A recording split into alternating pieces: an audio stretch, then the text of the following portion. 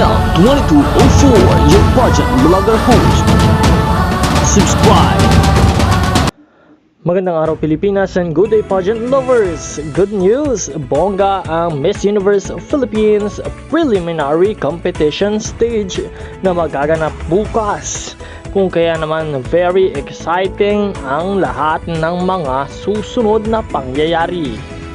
Look at the Miss Universe Philippines 2024 preliminary competition stage designed by Mr. Tay and Densha.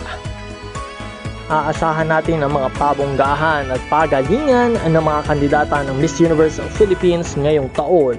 Marami nga ang malalakas at marami ang magagaling kaya hindi natin ma-determine kung sino ang kokoronahan.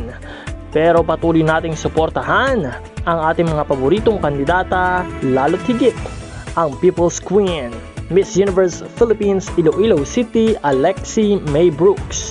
Maraming salamat sa iyong panonood at patuloy tayong mantabay sa channel na ito para sa lahat ng updates ng Miss Universe Philippines.